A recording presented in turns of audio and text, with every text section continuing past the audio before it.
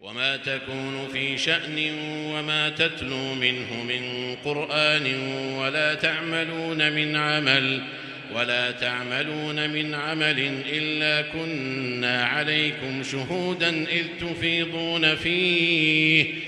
وما يعزب عن ربك من مثقال ذرة في الأرض ولا في السماء ولا أصغر من ذلك ولا أكبر إلا في كتاب مبين ألا إن أولياء الله لا خوف عليهم ولا هم يحزنون الذين آمنوا وكانوا يتقون لهم البشرى في الحياة الدنيا وفي الآخرة لا تبديل لكلمات الله ذلك هو الفوز العظيم ولا يحزنك قولهم إن العزة لله جميعا هو السميع العليم ألا إن لله من في السماوات ومن في الأرض وما يتبع الذين يدعون من دون الله شركاء إن يتبعون إلا الظن وإن هم إلا يخرصون هو الذي جعل لكم الليل لتسكنوا فيه والنهار مبصرا إن في ذلك لآيات لقوم يسمعون قالوا اتخذ الله ولدا سبحانه هو الغني له ما في السماوات وما في الأرض إن عندكم من سلطان بهذا أتقولون على الله ما لا تعلمون قل إن الذين يفترون على الله الكذب لا يفلحون متاع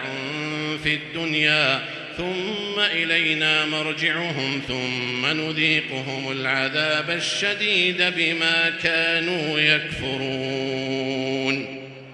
واتل عليهم نبأ نوح إذ قال لقومه يا قوم إن كان كبر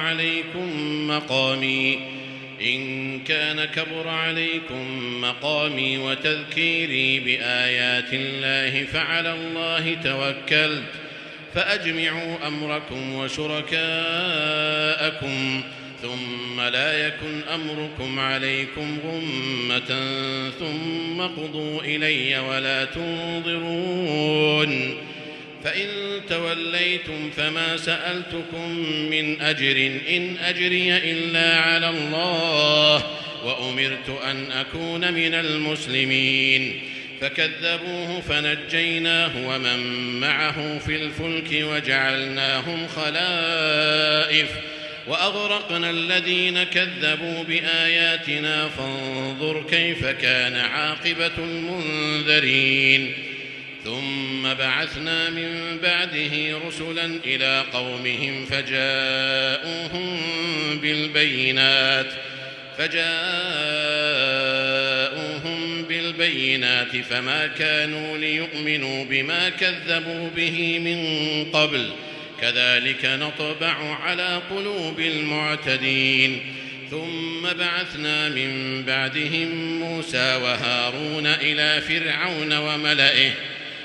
فرعون وملئه بآياتنا فاستكبروا وكانوا قوما مجرمين فلما جاءهم الحق من عندنا قالوا إن هذا لسحر مبين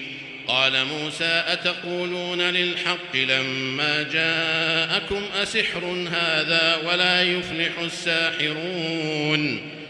قالوا أجئتنا لتلفتنا عما وجدنا عليه آباءنا وتكون لكم الكبرياء